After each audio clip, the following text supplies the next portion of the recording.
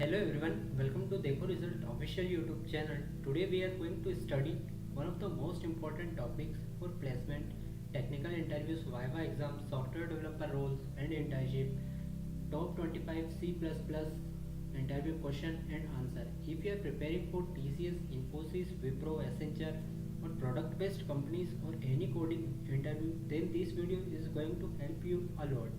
In this video, we will cover the theory questions, important interview questions, real life example, coding examples, OOPS concept, STL and memory management concept. So watch this video till the end because many interview questions are repeated again and again in companies. Let's start the video. So the first question is, what is C++? So C++ is a general purpose object oriented programming language developed by Brazen Strausov as an extension of C language.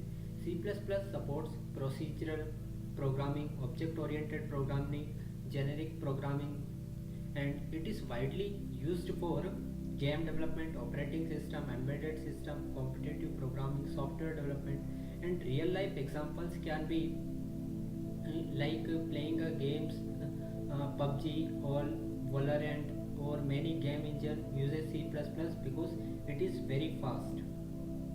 You can also see the features of C++ is shown here. It is object oriented programming, fast execution, platform independent, supports classes and objects, memory management using pointers. And we have already discussed that it is widely used in game development, operating system and software development. You can also see the image is also displayed here.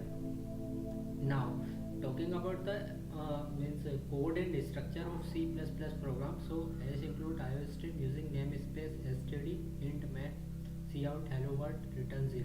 So include IOStream, it is a header file, and using namespace std it is standard namespace, and int main is the main functions from where the execution of your program will start, and then we have declared the output by giving cout hello world, and at last we have to return the statement by return 0. So this is all the structure of C++ program. If someone asks you what is C++ language, then you can also mention the structure of C++ program. Now coming to the next question, what is object oriented programming or OOPS? So OOPS or object stands for object oriented programming. Object oriented programming in C++ organize code into classes and objects, making it modular, reusable and easier to maintain compared to procedural programming. It is based on classes, objects, encryption and then inheritance, polymorphism, abstraction. You can see the four main pillars of OOPS are inheritance, polymorphism, abstraction and encapsulation. So now think that real life example is like you can see animal is a class and objects can be a tiger, lion, a dog, elephant or a cat like this. So class is a blueprint defining attributes, that is data member and behavior member function. So class is having two attributes, that is data member and member function, and objects is an instance of class representing real world entity with state, behavior and identity. For example, you can consider a class as animal and an object as the type of animal, like it is lion or a dog or cat. So all of them share common properties, that is four leg, one tail, breed, color, etc. So the state, behavior and identity will be same. Now you can see here we have shown the example also of a car. Suppose it is a car and class is car, and the object can be it is whether a type of Lamborghini, Ferrari or electric car. So car has properties, that is color and speed, and the function can be start, stop like this. This is exactly how object work in programming. Now you can also see we have shown here a class is a blueprint for creating objects. So in order to create a class, so coming to our third question, what is class in C++? Class is a blueprint for creating objects. So you can create a class with by taking the class, you have to declare a class that is we have declared here a class with class student, and then we have to declare the data members and the member function. So we have declared the data members as int id, or we can declare it private or public. Like public, we have declared anybody's name or age, suppose student's name or student's age, and then we have written here. You can see the two examples are shown here. If car is a class, then BMW and Audi are object code. Now coming to the next question, what is an object? So an object is an instance of class. So suppose here it is shown that the dog is a class, and the data members are breed, size, age, color, and the methods will be it is eating, sleeping, sitting, and running. So in order to create means an object, we can create with like previous we have created a student. So in order to create the object student s1, and then there we have taken the properties like name and age. So here we can use s1 name will be Ram, and s1 age will be 21. So real life example can be blueprint is a class and actual building can be object. Now coming to the next question, what is the difference between C and C++ language? So C is a procedural language, whereas C++ is an object oriented language. It is based on object and classes, and then in C there are no classes, whereas C++ supports classes, and in C there will be no concept of inheritance, whereas C++ supports inheritance like multi-level inheritance, single inheritance, etc. And C is a function based programming language, whereas C++ is a class plus function based programming language. So in interview you can always mention C++ is an extension of C with object oriented programming features or concepts. Now coming to the next question, what is encapsulation? So encapsulation is basically the binding of data member and member functions together inside a class is called encapsulation. You can consider it as a capsule where there will be methods and variables enclosed in a class. So we have declared here encapsulation, that is class name, and then we have declared the data members, that is balance, and for we have also declared the member function, that is to set balance. So real life example can be, suppose ATM machine hides internal details from user. You can see the ATM machine is shown here. So ATM machines usually hides internal banking details from users. We have to only just go and use it. Whatever things is happening inside that ATM machine, the user is unaware of it. He will just use it and he will work on it. Now coming to the next question, before that, types of encapsulation can be member variable encapsulation, functional encapsulation, and class encapsulation. Now coming to the next question, what is inheritance? Inheritance allow one class to acquire properties of another class. What I mean by sentence is, suppose there are three persons in a family, grandfather, father, and son. So grandfather will give some properties or will inherit some properties to father, and father will inherit some properties to son. Similar way inheritance also work.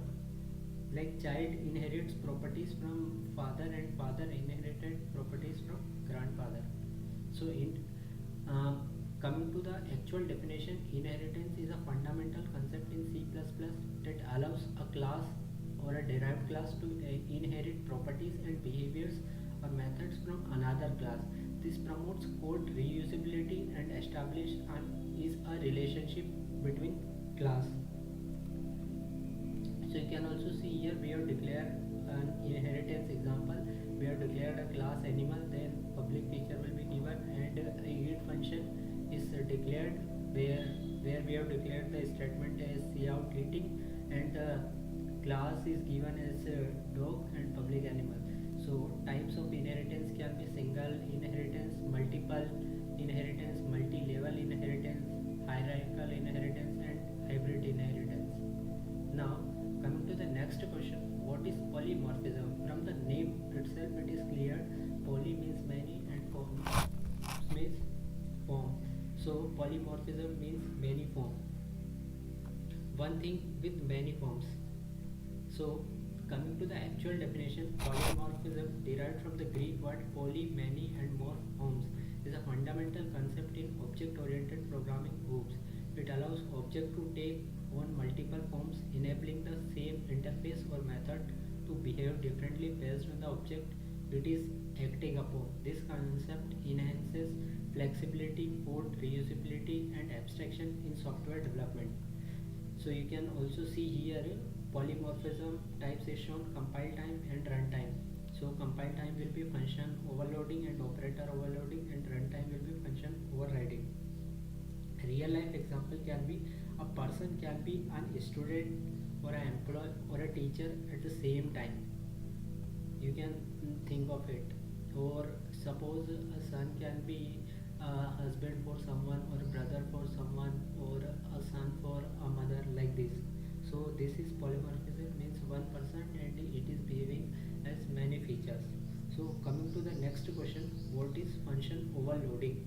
So function overloading in C++ allows multiple functions to share the same name but different in the number or type of parameter. This is a form of compile time polymorphism, enabling cleaner and more intuitive code by avoiding unnecessary different function names for similar operation. In short, using the same function name with different parameters. Suppose here we have declared an example. Suppose sum is given, then we can use the sum int a comma int b. We have declared here two parameters, whereas we have also used the same sum for the float values. And you can consider this using the same function name with different parameter. Means the function name is same. Function name is actually sum, and the parameter initially we have declared as integer, and afterwards we are declaring it as float. So the function name will be same and the parameters will be different. So this is a compile time polymorphism.